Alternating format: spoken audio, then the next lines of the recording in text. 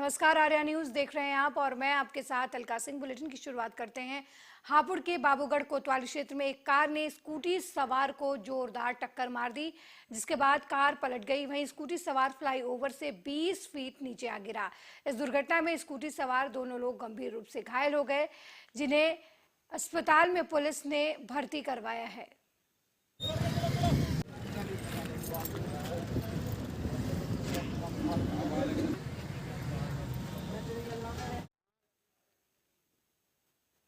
रायबरेली में बेमौसम बरसात और आंधी की वजह से एक गरीब का घर गिर गया। इस हादसे में घर के अंदर सो रहे लोग गंभीर रूप से घायल हो गए। ये घटना सरेनी थाना क्षेत्र के पलटी खेड़ा गांव की है, जहां पर कल शाम भीषण आंधी, तूफान और ओलावृष्टि से बचने के लिए एक परिवार अपने 2 मासूम बच्चों के साथ मकान के अंदर बैठा था। तभी अचानक मकान की दीवार भरभरा कर गिर गई, जिसके नीचे पूरा परिवार दब गया।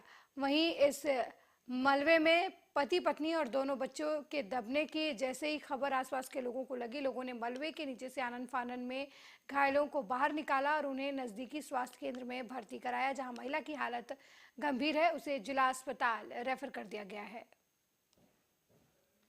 तो बारिश आ रही, तूफान आ रहा था, अचानक गिर गई थी। वो हमारे बड़े भाई हैं और ये हमारा भतीजा, वो हमारी भतीजी है। अचानक दीवार गिर गई थी तूफान बारिश की वजह से। तो दीवार कच्ची थी या पक्की? पक्की दीवार थी।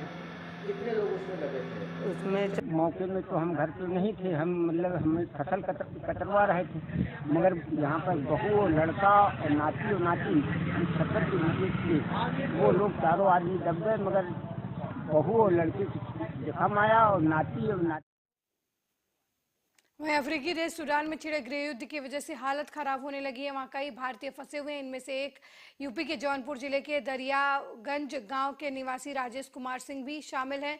वहां की स्थिति को लेकर राजेश के परिवार के लोग चिंतित हैं। परिजनों ने प्रधानमंत्री नरेंद्र मोदी से गुहार लगाई है। रोजी रोटी के सिलसिले में 8 मार्च को सूडान गए राजेश की पत्नी और बच्चे किसी अनहोनी की आशंका से चिंतित हैं। वहीं प्रधानमंत्री नरेंद्र मोदी से सकुशल वापसी की मांग की है। 2 भाइयों में सबसे बड़े दिनेश सिंह दिल्ली रहते थे, जबकि राजेश सिंह अभी बीते माह सूडान पहुंचे हैं। परिजन राजेश सिंह को लेकर काफी परेशान है। राजेश के परिजनों का कहना है कि राजेश से 2 दिनों से संपर्क नहीं हो पा रहा है। वहीं खुद राजेश ने भी वीडियो बनाकर सरकार से मदद की गुहार लगाई है। भाइयों देखिए, मैं सूडान में आके फंस गया हूँ, हमको निकालने की कोशिश किया जाए। आप लोगों का बहुत शुक्रिया होगी। यहाँ इतना बम गिरा रहे, न पावर है न कुछ है, इतना हम परेशान है, कमी जान रहे। नमस्ते, प्रणाम। मैं राजन सिंह जौनपुर उत्तर प्रदेश का रहने वाला हूँ। देश के प्रधानमंत्री मोदी जी, यूपी के मुख्यमंत्री योगी आदित्यनाथ जी, विदेश मंत्री श्री जयशंकर जी से मेरा निवेदन है कि हमारे चाचा राजेश सिंह सूडान गए थे 1 महीना पहले ही। वो ऑक्सीजन गैस प्लांट के इंजीनियर हैं, नया प्लांट लगाने गए थे। सूडान में गृह युद्ध चल रहा है वहाँ पे, तो हजारों भारतीय वहाँ फंसे हैं। उसमें से एक हमारे चाचा राजेश सिंह जी भी हैं। बात नहीं हो पा रही है पिछले 2 दिन से चाचा से। आप लोग से निवेदन है कि सभी भारतीय। वहीं हापुड़ के एसपी अभिषेक वर्मा, एएसपी सर्वेश कुमार मिश्र, सीओ अशोक कुमार सिसोदिया ने सोमवार को हापुड़ नगर तहसील क्षेत्र के एसएसवी इंटर कॉलेज का निरीक्षण किया। अफसरों ने नामांकन कक्ष का निरीक्षण करके व्यवस्थाओं को मुकम्मल रखने के निर्देश भी दिए। साथ ही सुरक्षा को देखते हुए बैरिकेडिंग कराने के दिशा निर्देश दिए। एसपी अभिषेक वर्मा ने इस दौरान कहा कि निकाय चुनाव को देखते हुए पुलिस महकमा पूरी तरीके से तैयार है। फिलहाल नामांकन केंद्रों पर बड़ी तादाद में पुलिस और पीएससी के जवानों को तैनात किया गया है। वहीं बॉर्डर इलाके में पुलिस टीम लगातार गश्त कर रही है।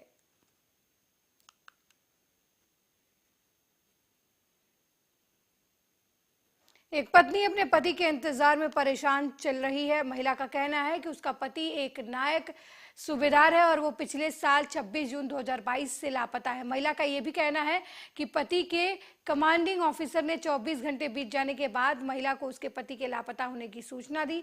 शख्स का नाम अमरेंद्र कुमार है, जो ड्यूटी के दौरान लापता हो गया। पीड़ित महिला ने पति का पता लगाने के लिए एक ज्ञापन देश के प्रधानमंत्री नरेंद्र मोदी को सौंपा। प्रदेश के मुख्यमंत्री योगी आदित्यनाथ, रक्षा मंत्रालय और एसपी के नाम पुलिस को ज्ञापन सौंप दिया है।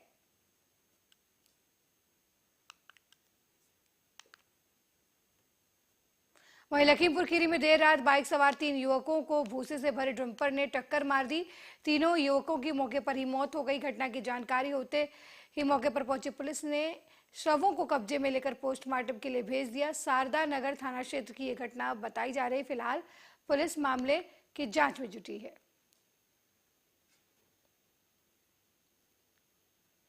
वहीं मनसे कार्यकर्ताओं ने शिवसेना कार्यकर्ता अनिल चौहान के कार्यालय पर हमला किया और चौहान को पीटने का मामला भी सामने आया है। इस मामले में आचोले पुलिस स्टेशन में मनसे के 14 कार्यकर्ताओं के खिलाफ मामला दर्ज किया गया है। मनसे के जिला अध्यक्ष अविनाश जाधव के खिलाफ चौहान ने आपत्तिजनक बयान के कारण उन पर यह हमला कर दिया था, ऐसे मनसे कार्यकर्ताओं का कहना है। शिवसेना ठाकरे समूह ने शुक्रवार को वाली के प्रभाग समिति के जी कार्यालय में पानी की कमी के खिलाफ मोर्चा निकाला था, लेकिन अधिकारियों ने मार्च के प्रतिनिधिमंडल को मिलने का समय नहीं दिया। उस वक्त शिवसेना के ठाकरे गुट के नेता एडवोकेट अनिल चौहान ने मनसे के जिला प्रमुख अविनाश जाधव से मिलने का समय होने के बाद कहकर अपशब्द कहे थे।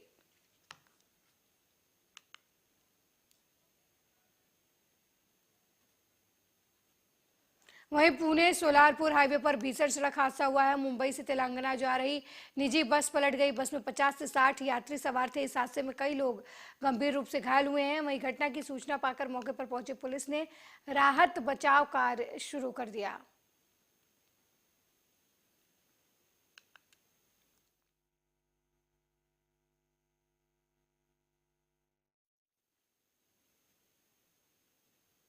वहीं मुंबई उपनगर के चारकोप में 2 पड़ोसियों में हुए विवाद में धक्का लगने से एक बुजुर्ग की मौत हो गई है।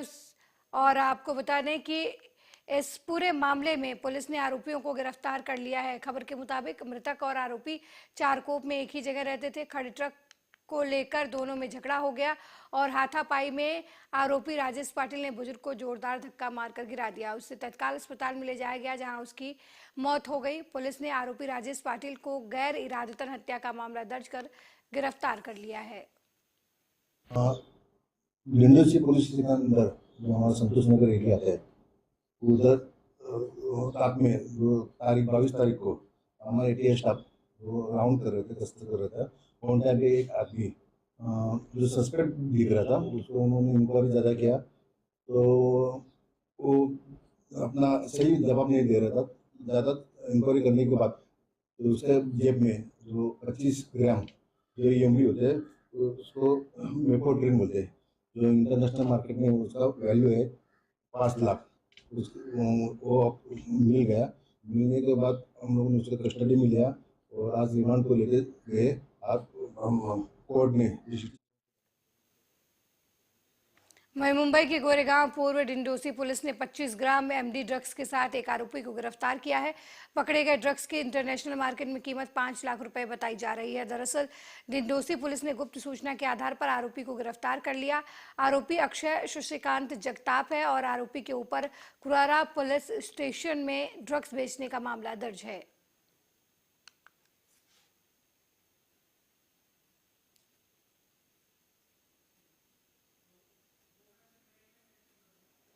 वहीं अनैतिक संबंध के शक में हुए विवाद में हत्याकांड के आरोपी को 3 घंटे के अंदर गिरफ्तार कर लिया गया है। मामला मुंबई का है, जहां मारुति लक्ष्मण हांडे नाम के शख्स की पत्नी संध्या सिंह की शादी हुई थी और शादी के 1 साल बाद पत्नी के अवैध संबंध को लेकर पति पत्नी के बीच विवाद शुरू हो गया था। इसलिए संध्या सिंह और उसके प्रेमी वेदांत शेट्टी ने अपने संघर्ष को सुलझाने के लिए मारुति हांडे को मारने की योजना बनाई और उसकी हत्या कर दी, लेकिन पुलिस ने मामले का खुलासा करते हुए दोनों को गिरफ्तार कर लिया।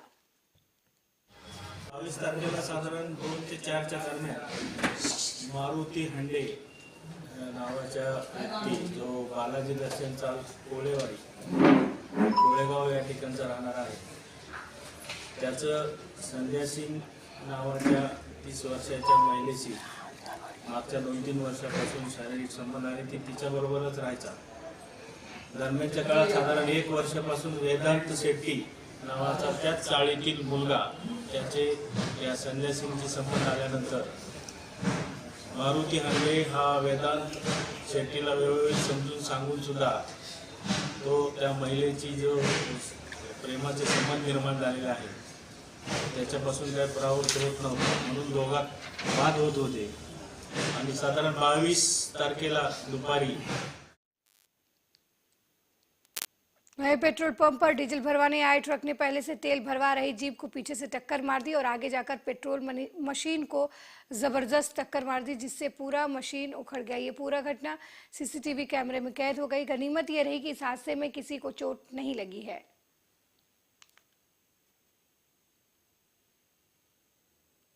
वहीं मध्य प्रदेश के रीवा में प्रधानमंत्री नरेंद्र मोदी के दौरे के बाद कांग्रेस ने भी प्रेस कॉन्फ्रेंस की और पूर्व मंत्री पीसी शर्मा और कांग्रेस मीडिया प्रभाग के अध्यक्ष के मिश्रा ने प्रेस कॉन्फ्रेंस करते हुए कहा कि मुख्यमंत्री ने तो हमेशा से ही झूठ बोला है और आज प्रधानमंत्री ने भी झूठ बोल दिया। उन्होंने कहा कि जिस तरह से रीवा में कहा गया कि मध्य प्रदेश में किसानों की आय दोगुनी हो गई है, ये बात गलत है, क्योंकि खुद मोदी सरकार के संसदीय समिति ने 2022 में चिंता व्यक्त करते हुए बताया था कि मध्य प्रदेश में किसानों की आमदनी 2015 और 16 की तुलना में 97,040 रुपए से घटकर 8,339 रह गई है। इतना ही नहीं, मोदी सरकार के एनएसओ ने बताया था कि देश में किसानों की औसत आय 27 रुपए प्रतिदिन और औसतन कर्ज 74,000 रुपए हो गया है। मोदी सरकार सत्ता में आते ही किसानों की जमीन हड़पने के लिए एक के बाद एक 3 अध्यादेश लेकर आई, जिसका विरोध राहुल गांधी जी ने किया और इसके अलावा कृषि विरोधी क्रूर कानून, काले कानून ये लेके आए थे, जिसको सुप्रीम कोर्ट में शपथ पत्र देकर किसानों की लागत का 50% से ऊपर नहीं किया जा सकता, ये उन्होंने कहा था। किसानों को कुल मिलाकर लगातार भारतीय जनता पार्टी की मोदी जी की सरकार किसानों के खिलाफ काम करती रही और इसके अलावा बीते 4 सालों के अंदर कृषि एवं किसान कल्याण विभाग के बजट का 78,533 करोड़ रुपए खर्च नहीं किए गए, इसका एक्सपेंडिचर नहीं हुआ। इसके अलावा प्रधानमंत्री फसल बीमा गुजरात में बंद कर दी गई और उससे 40,00,000 करोड़ रुपए, 40,000 करोड़ रुपए का मुनाफा। वह 2 दिन पहले होटल चंद्रगुप्त उज्जैन में हुई आगजनी मामले में पुलिस ने बड़ी कार्रवाई की है। सुबह महाकाल क्षेत्र के होटल में चेकिंग के नगर निगम कमिश्नर रोशन सिंह नगर निगम अमले के साथ पहुंचे। कई होटलों में फायर एनओसी नहीं मिलने पर उन्हें सील करने का आदेश जारी कर दिया।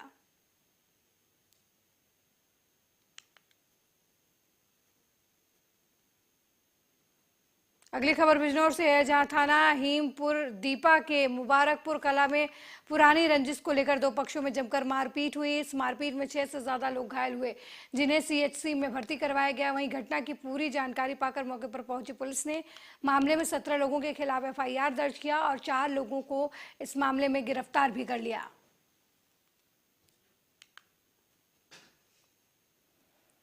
वहीं शिवपुरी पुलिस अधीक्षक आईपीएल सट्टा, शराब माफिया और अवैध मादक पदार्थ और भू माफियाओं के खिलाफ लगातार सख्त कार्रवाई करने के निर्देश जारी किए थे, जिसके बाद बदरवास थाना प्रभारी ने कार्रवाई करते हुए सट्टेबाजों के ठिकानों पर छापेमारी की। बता दें कि कुछ लोग स्कूल के पास आईपीएल पर सट्टा खेल रहे थे और मोबाइल में आईडी बनाकर आईपीएल सट्टा खिलाते हुए 3 लोगों को पुलिस ने गिरफ्तार किया है। पुलिस ने लगभग 95,000 रुपए का सामान भी इस दौरान जब्त किया। वहीं तीनों आरोपियों के खिलाफ मामला दर्ज कर उनके एजेंटों के संबंध में पूछताछ जारी है।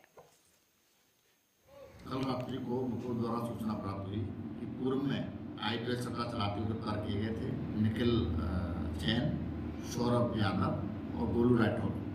वो पुनः नया मोबाइल खरीदकर नई आईडी तैयार कर लोगों से हार जीत कर रुपए लेकर हार जीत का दाव लगाकर सट्टा करा रहे हैं। उस सूचना पर से दबिश दी गई तो आरोपी मुंबई बना पंजाब 11 किंग्स पर मैच पर हार जीत का दाव लगाकर सट्टा खिला रहे थे। उक्त आरोपी को कब्जे से 20,000 रुपये नकद, 3 हैंडल मोबाइल जब्त किए गए हैं। आरोपी गणों के विरुद्ध धारा 4 का दूध अधिनियम के तहत कार्रवाई की गई है। कल रात्रि को मुकुल द्वारा सूचना प्राप्त हुई कि पूर्व में आईपीएल सट्टा चलाते हुए गिरफ्तार किए गए थे निखिल जैन, सौरभ यादव और गोलू राठौर। वो पुनः नया मोबाइल खरीदकर नई आईडी तैयार कर लोगों से हार जीत कर रुपए लेकर हार जीत का दाव लगाकर सट्टा खिला रहे हैं। उस सूचना पर से दबिश दी गई तो आरोपी मुंबई बना पंजाब 11 किंग्स पर मैच पर हार जीत का दाव लगाकर सट्टा खिला रहे थे। उक्त आरोपियों के कब्जे से 20,000 रुपये नकद, 3 एंड्रॉयड जब्त किए गए हैं।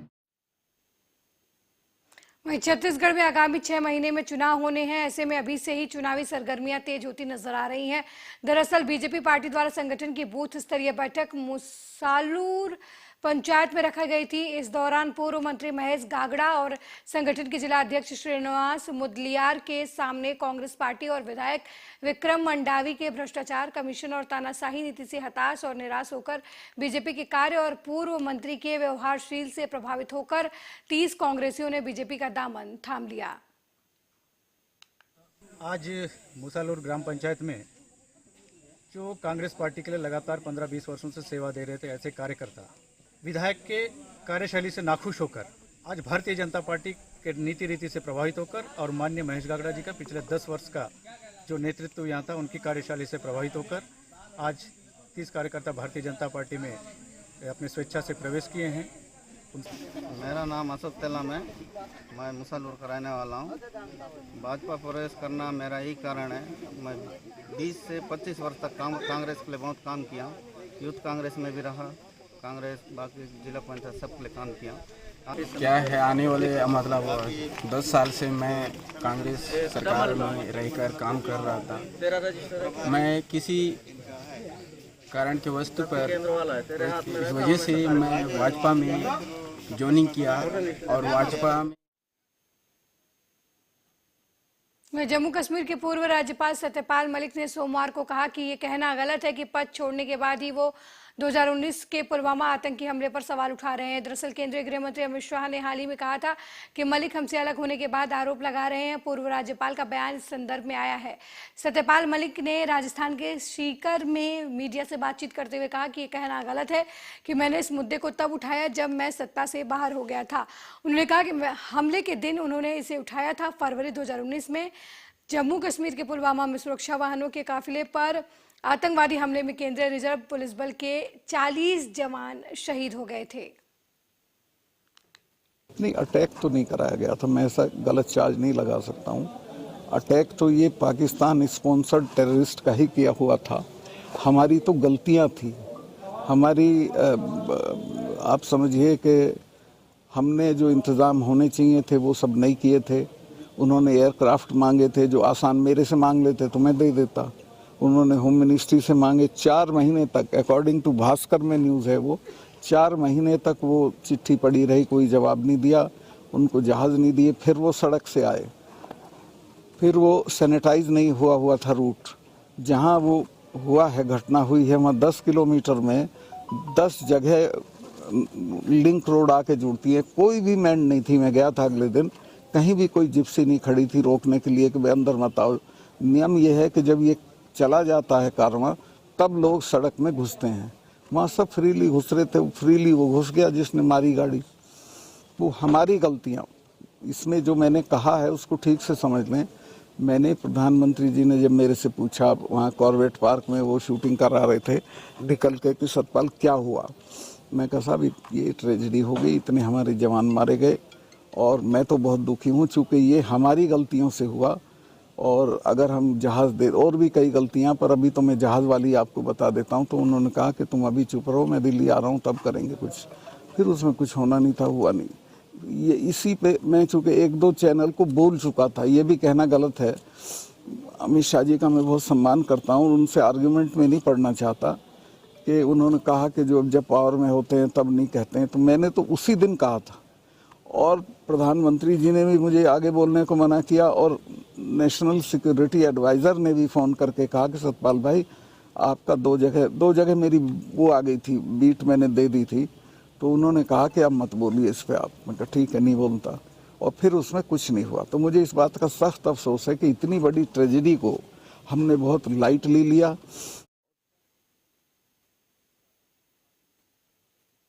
मेरे साथ इस बुलेटिन में फिलहाल इतना ही। देश दुनिया की तमाम खबरों को देखने के लिए देखते रहिए आर्या न्यूज़। नमस्कार।